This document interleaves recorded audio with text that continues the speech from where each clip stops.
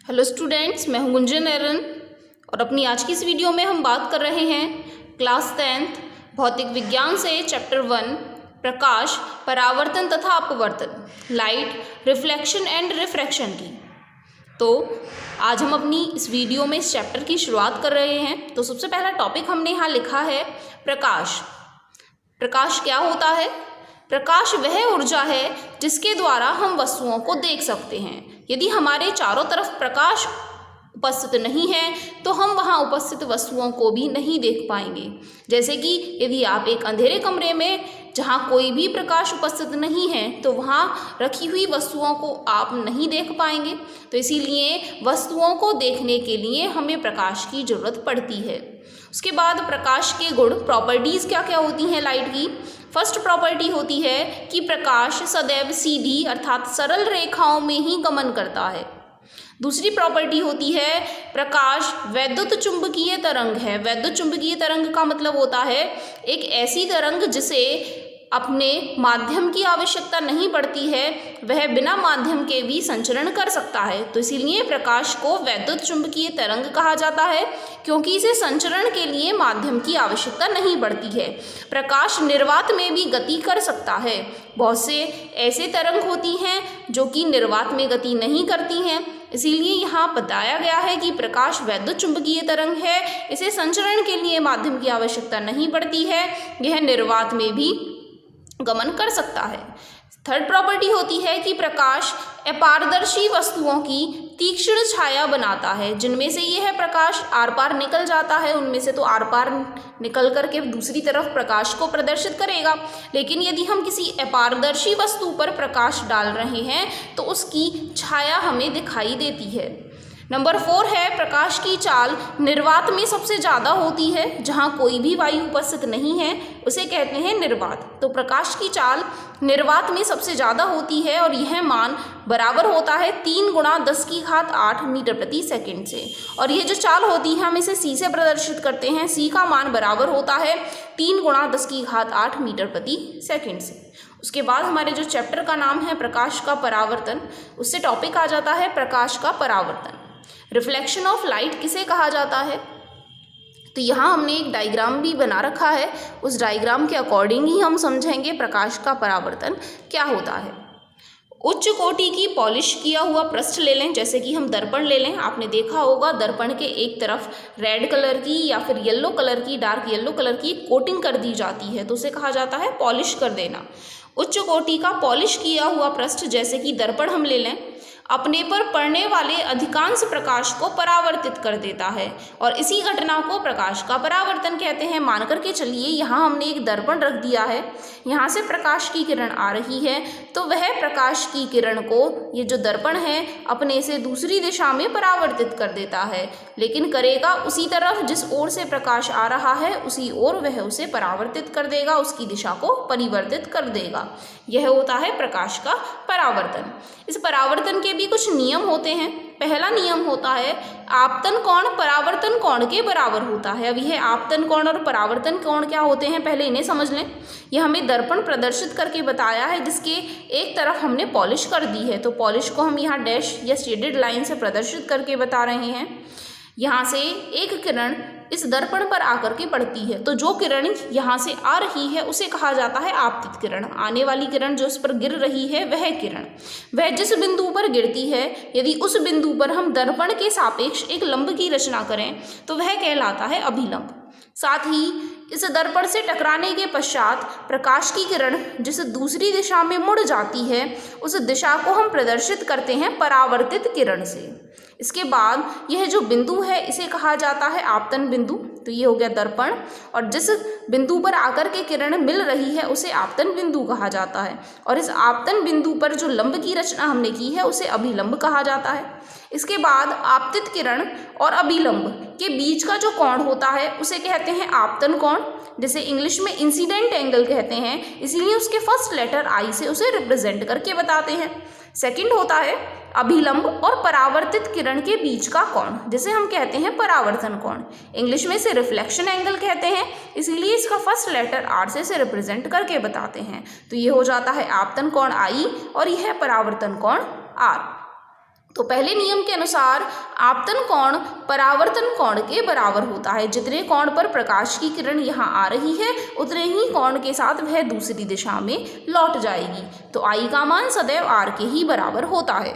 दूसरा नियम होता है कि यदि आपतित किरण दर्पण के आपतन बिंदु पर अभिलंब और परावर्तित किरण, इन सभी को आप देखें तो ये सभी के सभी एक तल में ही उपस्थित होते हैं, एक ही स्थिति में एक तल में ही उपस्थित होते हैं। आपतित किरण, आपतन बिंदु पर अभिलंब का मान और परावर्तित किरण, यह सभी एक ही तल में उपस्थित होते हैं। यह होता है दूसरा नियम। इसके बाद नेक्स्ट पॉइंट है प्रतिबिंब। इमेज किसे कहा जाता है? प्रतिबिंब कहाँ बनता है? प्रतिबिंब वहाँ बनता है जिस बिंदु पर कम से कम दो परावर्तित किरणें प्रतिच्छेद करती हैं या प्रतिच्छेद करती हुई प्रतीत होती हैं, तो उस बिंदु पर ही प्रतिबिंब बनता है। तो प्रतिबिंब बनाने के लिए कम से कम दो परावर्तित किरणों का प्रतिच्छेद होना आवश्यक होता है। इसी के साथ प्रतिबिंब दो प्रकार के होते हैं। प्रतिबिंब का पहला प्रकार होता है वास्तविक प्रतिबिंब और दूसरा प्रकार होता है आभासी प्रतिबिंब। साथ ही हम इन दोनों को भी पढ़ेंगे और इनका कंपैरिजन भी करते हुए चलेंगे। तो वास्तविक प्रतिबिंब क्या होते हैं? यह तब बनता है जब प्रकाश की किरणें वास्तव में ही प्रतिच्छेद करती हैं, क्योंकि हमने यहाँ डेफिनेशन में पढ़ा था या तो प्रतिच्छेद होती हैं या प्रतिच्छेद होती प्रतीत होती हैं। तो दो केस बन जाते हैं, या तो वास्तव में मिलती हैं या मिलती हुई प्रतीत होती हैं। तो जब वास्तव में प्रतिच्छेद करती हैं, वास्तव में दोनों किरणें एक दूसरे को काटती हैं, तो वास्तविक प्रतिबिंब बनता है। जबकि आभासी प्रतिबिंब जब बनेगा जब प्रकाश की किरणें प्रतिच्छेद होती प्रतीत होती हैं, बल्कि वास्तव में प्रतीत नहीं होती हैं। तो ये हो जाता है वास्तविक प्रतिबिंब और यह आभासी प्रतिबिंब। वास्तविक प्रतिबिंब को हम पर्दे पर प्राप्त कर सकते हैं। जहाँ पर हम प्रतिबिंब को देखने की कोशिश कर रहे हैं वहाँ पर हम उसे प्राप्त कर सकते हैं, लेकिन आभासी प्रतिबिंब को हम पर्दे पर प्राप्त नहीं कर सकते हैं, बल्कि पर्दे के दूसरे तरफ उसे प्राप्त किया जाता है। तीसरा बिंदु होता है वास्तविक प्रतिबिंब सदैव उल्टा बनता है, जबकि आभासी प्रतिबिंब सीधा बनता है। वास्तविक प्रतिबिंब के साथ हमेशा शब्द उल्टा ही लगेगा। जब भी आप प्रतिबिंब की प्रकृति लिख करके बता रहे होंगे तो यदि वास्तविक आपको पता चल गया है तो आपको उल्टा ही उसके साथ लिखना है, वास्तविक तथा उल्टा। और आभासी के साथ सदैव शब्द सीधा ही इस्तेमाल होता है, आभासी तथा सीधा। इसके बाद नेक्स्ट पॉइंट है समतल दर्पण द्वारा प्रतिबिंब कैसे बनते हैं। तो यहाँ हमने एक समतल दर्पण को प्रदर्शित किया गया है, जो कि ऊपर से नीचे तक समान आकार मोटाई का दे रखा है। समतल दर्पण से प्रतिबिंब प्राप्त करने के लिए मान करके चलिए इस दर्पण के कुछ दूरी पर एक वस्तु को हमने रख दिया है, जिसे हम AB से प्रदर्शित करके बता रहे हैं। अब यहाँ वस्तु से एक प्रकाश की किरण जिस अक्ष के साथ वह रखी गई है उसके समांतर प्रकाश की किरण जाती है। अब जब प्रकाश की किरण यहाँ दर्पण से टकराती है तो वह लौट करके उसी दिशा में आ जाती है।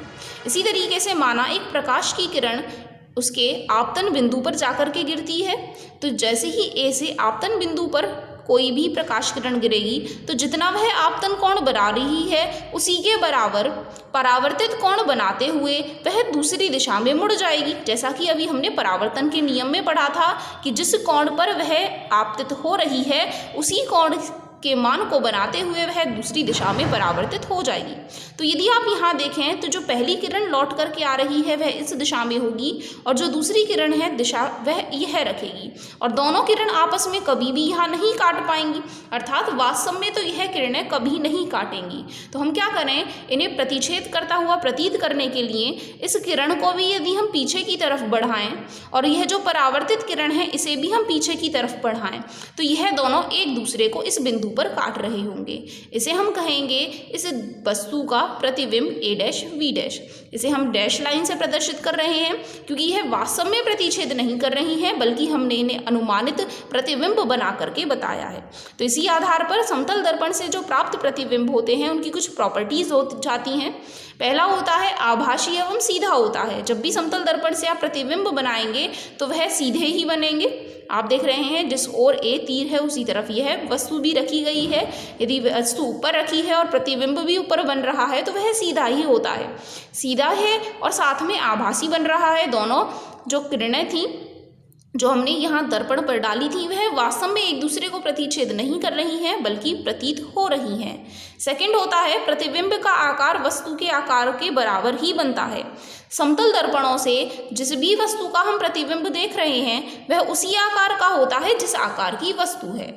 थर्ड है प्रतिबिंब दर्पण के उतने पीछे बनता है जितनी वस्तु की दर्पण से दूरी है, क्योंकि जब इनके प्रतिबिंब बराबर हैं तो इसका मतलब है जितनी दूर हमने यहाँ वस्तु रखी है उतनी ही दूर यहाँ प्रतिबिंब बन रहे होंगे। वस्तु की दूरी को स्मॉल u से प्रदर्शित करते हैं और प्रतिबिंब की दूरी को स्मॉल v से प्रदर्शित किया जाता है। और यह जो दूरियां नापी जाती हैं वह दर्पण के मुख्य बिंदु से नापी जाती हैं। यह जो आपतन बिंदु हमने प्रदर्शित किया है इससे नाप करके बताई जाती हैं। इन्हें हम यहाँ अक्ष कहते हैं। तो यह हो जाता है u वस्तु की दूरी और यह हो जाता है प्रतिबिंब की दूरी v। तो दर्पण से यदि हम प्रतिबिंब देख रहे हैं तो वह उतनी ही दूरी पर बनेगा जितनी दूरी पर हमने वस्तु को रखा है। u और v का मान यहाँ बराबर बराबर होता है। फोर्थ पॉइंट होता है प्रतिबिंब पार्श्व परिवर्तित होता है। अब ये जो पार्श्व परिवर्तित है इसका मतलब क्या है कि यदि हम किसी वस्तु को यहाँ दर्पण के सामने रख रहे हैं तो जिसका प्रतिबिंब है उसमें वस्तु का दायां भाग तो हमें बायां भाग लगने लगता है और बायां भाग हमें दायां भाग लगने लगता है। जैसे कि आप अपने घरों में सामान्यतः जो दर्पण इस्तेमाल करते हैं यदि आप उनमें देखेंगे तो यदि आप दर्पण के सामने खड़े हो जाते हैं तो हमें अपना बायां भाग दायां भाग शीशे में प्रतीत होता है और बायां भाग जो है वह दायां भाग प्रतीत होने लगता है। इसी को ही कहा जाता है पार्श्व परिवर्तन। इसमें जो भाग है वह अपनी दिशा को बदल लेते हैं। बायां भाग लगभग हमें दाएं भाग के जैसा लगता है कि यह हमारा दायां भाग है। तो प्रतिबिंब जो होते हैं वह पार्श्व परिवर्तित हो जाते हैं। और एक बार पढ़ लेते हैं पार्श्व परिवर्तन क्या है। तो यहाँ हमने लिखा है पार्श्व परिवर्तन, इसमें वस्तु का दायां भाग बायां प्रतीत होता है और बायां भाग दायां, यही घटना कहलाती है पार्श्व परिवर्तन। नेक्स्ट टॉपिक पढ़ेंगे गोलीय दर्पण। अभी हमने पढ़ा केवल समतल दर्पण को, समतल दर्पण से प्रतिबिंब कैसे बनते हैं। इसी तरीके से कुछ गोलीय दर्पण होते हैं। गोलीय दर्पण जो है वह किसी भी गोलीय पृष्ठ का भाग होते हैं। किसी गोलीय पृष्ठ से कुछ भाग काट करके वहाँ दर्पण बना लिया जाता है। तो गोलीय दर्पण का परावर्तक तल का मतलब है जिस पर हम प्रकाश किरणों को डाल रहे हैं, जहाँ से टकरा करके किरणें परावर्तित हो रही हैं। गोलीय दर्पण का परावर्तक तल अंदर की ओर या बाहर की ओर वक्रित होता है। ऐसे ही दर्पण जिनका परावर्तक पृष्ठ गोलीय है वही गोलीय दर्पण कहे जाते हैं। ऐसे दर्पण जिनका परावर्तक पृष्ठ गोलीय होता है गोलीय दर्पण कहे जाते हैं। जैसा कि अभी आप यहाँ चित्र में देख पा रहे हैं तो यह एक गोलीय भाग के ही कुछ हिस्से प्रदर्शित किए गए हैं। एक में यहाँ जो परावर्तक तल है वह वक्रित दिखाया गया है। ऐसे ही दूसरा वाला जो है उसमें भी यह जो बाहर वाला परावर्तक तल है जहाँ पर हमने पेंट नहीं कर रखा है वह भी आपको वक्रित ही दिखाई दे रहा है। या तो वह अंदर की ओर वक्रित हो सकता है या फिर वह बाहर की ओर वक्रित हो सकता है। यह अंदर की ओर वक्रित है, अंदर की तरफ मुड़ रहा है और यह बाहर की तरफ मुड़ रहा है। तो इस तरीके के दर्पणों को ही कहा जाता है गोलीय दर्पण। यह गोलीय दर्पण दो प्रकार के होते हैं। पहला होता है अवतल दर्पण और दूसरा होता है उत्तल दर्पण। ये जो कैटेगरी बनाई गई है वह बनाई गई है कि वह अंदर की ओर वक्रित है या बाहर की ओर वक्रित है इस पर। तो पहला है गोलीय दर्पण जिसका परावर्तक पृष्ठ अंदर की ओर, यह हो गया अंदर की ओर अर्थात गोले के केंद्र की ओर वक्रित होता है। गोले के केंद्र की ओर दिया आप उसे पूरा करके बताएंगे तो एक गोला ही प्रदर्शित किया जा रहा होगा। तो गोले के केंद्र की तरफ यदि इसके किनारे मुड़ रहे होंगे तो वह वक्रित कहलाएगा जब इसका परावर्तक पृष्ठ अंदर की ओर मुड़ा हुआ होगा तो उसे अवतल दर्पण कहेंगे। इसके बाहर वाले पृष्ठ पर फिर से पेंट कर दिया जाता है। दूसरा होता है गोलीय दर्पण जिसका परावर्तक पृष्ठ बाहर की ओर वक्रित होता है। अब ये जो परावर्तक तल हमें दे रखा है वह अंदर की तरफ मुड़ने की बजाय बाहर की तरफ मुड़ रहे हैं, इसीलिए इन्हें कहा जाता है उत्तल दर्पण। तो इसलिए इनका यह जो चित्र है वह प्रदर्शित कर लिया गया है, एक अंदर की तरफ मुड़ा हुआ और एक बाहर की तरफ मुड़ा हुआ। इसी के साथ नेक्स्ट है कि गोलीय दर्पण में सामान्यतः प्रयुक्त होने वाले कौन कौन से शब्द हैं, कौन कौन सी टर्म्स आपको यहाँ इस्तेमाल करनी है गोलीय दर्पणों में। तो यहाँ हमने एक गोलीय दर्पण बना लिया है और यहाँ हमने बनाया है एक अवतल दर्पण को। अवतल दर्पण और उत्तल दर्पण दोनों में ही शब्द एक जैसे ही प्रयुक्त होने वाले हैं। तो यदि हम अवतल दर्पण से भी समझ चाहते हैं तो उत्तल दर्पण में भी वही कार्यरत होंगे। फर्स्ट पॉइंट है ध्रुव। ध्रुव किसे कहा जाता है? गोलीय दर्पण के, ये हो गया गोलीय दर्पण, परावर्तक पृष्ठ, ये अंदर वाला जो पृष्ठ है इसे परावर्तक पृष्ठ कहते हैं, के केंद्र को दर्पण का ध्रुव कहते हैं। यह जो हमने दर्पण बनाया है इसके बीचों बीच में जो बिंदु है इसी को कहा जाता है गोलीय दर्पण का ध्रुव। यह दर्पण के पृष्ठ पर ही स्थित होता है, क्योंकि यह पृष्ठ है जहाँ से आकर के परावर्तन होगा, तो यह दर्पण के पृष्ठ पर ही स्थित होता है और ध्रुव को प्राय पी अक्षर से प्रदर्शित करते हैं, क्योंकि ध्रुव को इंग्लिश में पोल कहते हैं, इसीलिए इसे पी अक्षर से प्रदर्शित करके बताते हैं। तो ये हो जाता है ध्रुव। गोलीय दर्पण के परावर्तक पृष्ठ के केंद्र को दर्पण का ध्रुव कहा जाता है। नेक्स्ट पॉइंट है मुख्य अक्ष। मुख्य अक्ष किसे कहते हैं? गोलीय दर्पण के ध्रुव तथा वक्रता त्रिज्या से गुजरने वाली, जो भी हमारा केंद्र दे रखा है वहां से वहां तक की दूरी को हम कहेंगे वक्रता त्रिज्या। यदि हम इस वक्रता केंद्र और इस ध्रुव से होकर के एक सरल रेखा का निर्माण कर लेते हैं तो यह जो सरल रेखा आपको दिखाई दे रही है यही कहलाती है उस गोलीय दर्पण का मुख्य अक्ष। यह जो मुख्य अक्ष होता है वह दर्पण के ध्रुव पर अभिलंब का कार्य करता है। इस बिंदु पर 90 अंश का कोण बनाते हुए वह यहाँ से गुजर रहा होता है, तो यह कहलाता है मुख्य अक्ष। नेक्स्ट टर्म है वक्रता केंद्र। जैसे कि गोले का केंद्र होता है ऐसे ही गोलीय दर्पण में जो केंद्र होता है उसे वक्रता केंद्र कहते हैं। गोलीय दर्पण का परावर्तक पृष्ठ एक गोले का ही भाग है। इस गोले का केंद्र गोलीय दर्पण का वक्रता केंद्र कहा जाता है। अब केंद्र को हम सेंटर कहते हैं, इसीलिए अक्षर इसे सी से निरूपित करके बताया जाता है। यहाँ चित्र में भी यदि आप देखेंगे तो इसे सेंटर सी से ही प्रदर्शित करके बताया गया है। यह हो जाता है हमारा वक्रता केंद्र। नेक्स्ट है वक्रता त्रिज्या। गोलीय दर्पण का परावर्तक पृष्ठ जिस गोले का भाग है उसकी त्रिज्या को दर्पण की वक्रता त्रिज्या कहते हैं, अर्थात बिंदु सी से लेकर के बिंदु पी तक की दूरी को चित्र में हम कहेंगे उस दर्पण की वक्रता त्रिज्या। इसे कैपिटल आर से निरूपित करते हैं, क्योंकि त्रिज्या को इंग्लिश में रेडियस कहेंगे, इसलिए आर से इसे निरूपित करके बताया जाता है। नेक्स्ट पॉइंट होता है द्वारक। एपर्चर क्या होता है? गोलीय दर्पण के परावर्तक पृष्ठ अर्थात तल की वृत्ताकार सीमा रेखा का व्यास दर्पण का द्वारक कहलाता है। इसे mn से दर्शाया जाता है। इसे हम चित्र से थोड़ा समझ लें। द्वारक किसे कहा जाता है? तो ये जो हमने गोलीय दर्पण लिया है इस गोलीय दर्पण में जो परावर्तक पृष्ठ की सीमाएं हैं यदि इसको मिला लिया जाता है तो यह इसका व्यास कहलाता है। इस परावर्तक पृष्ठ के व्यास को ही कहा जाता है इस गोलीय दर्पण का द्वारक। द्वार का मतलब होता है दरवाजा। तो जितना बड़ा यहाँ दूरी है, कितनी इनकी ऊंचाई चौड़ाई लंबाई दे रखी है इस गोलीय दर्पण के लिए क्या व्यास है वही कहलाता है इस गोलीय दर्पण का द्वारक, एपर्चर। इसके बाद नेक्स्ट पॉइंट है मुख्य फोकस। इंपॉर्टेंट डेफिनेशन है, पूछ ली जाती है।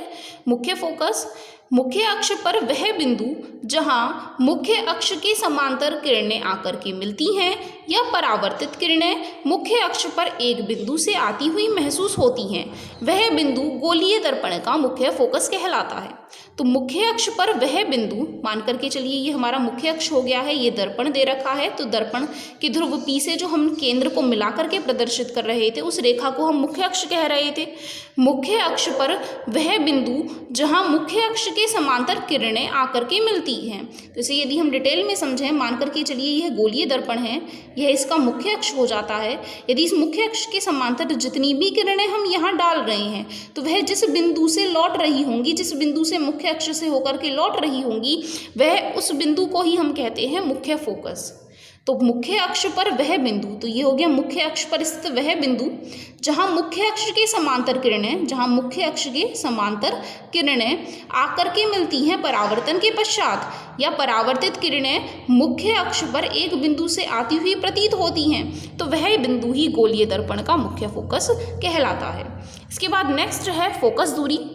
गोलीय दर्पण के ध्रुव तथा मुख्य फोकस के मध्य की दूरी को ध्रुव अर्थात P और यह जो बिंदु जहाँ पर समांतर किरणें आकर के मिलती हैं परावर्तन के पश्चात, उस बिंदु तक की दूरी को कहा जाता है फोकस दूरी।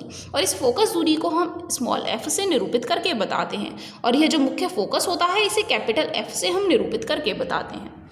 इसके बाद नेक्स्ट हमारा पॉइंट है फोकस दूरी तथा वक्रता त्रिज्या में क्या संबंध होता है। फोकस दूरी को हम रिप्रेजेंट कर रहे हैं स्मॉल f से और वक्रता त्रिज्या को हम रिप्रेजेंट कर रहे हैं कैपिटल R से। इनमें क्या रिलेशन होता है? छोटे द्वारक के गोलीय दर्पणों के लिए वक्रता त्रिज्या फोकस दूरी से 2 गुनी होती है। R का मान फोकस दूरी का 2 गुना होता है। R इक्वल होता है 2 टाइम्स ऑफ f, जहां R प्रदर्शित कर रहे हैं वक्रता त्रिज्या को और F प्रदर्शित कर रहे हैं फोकस दूरी को। ये रिलेशन आपको लर्न कर लेना है, आपके न्यूमेरिकल क्वेश्चंस में यह काम आने वाला है। तो R वक्रता त्रिज्या का मान फोकस दूरी का 2 गुना होता है, या आप कहें फोकस दूरी का मान वक्रता त्रिज्या का आधा होता है। कैसे भी आप इस रिलेशन को लर्न कर सकते हैं, या तो R इक्वल टू F या F इक्वल R/2। तो ये हो जाती है जनरल टर्म्स हमारी आज के इस लेक्चर में। हम अपने नेक्स्ट लेक्चर में इससे बात करेंगे कि अवतल दर्पण जो होते हैं उनसे किरण आरेख कैसे बनाए जाते हैं, प्रैक्टिकल वर्क कैसे किया जाता है, कैसे प्रकाश किरणें परावर्तित होकर के दूसरी दिशा में मुड़ जाती हैं, क्या नियमों का वह पालन करती हैं, उसके बारे में हम बात करेंगे अपनी नेक्स्ट वीडियो में। तो अपनी आज की इस वीडियो में इतना ही। धन्यवाद।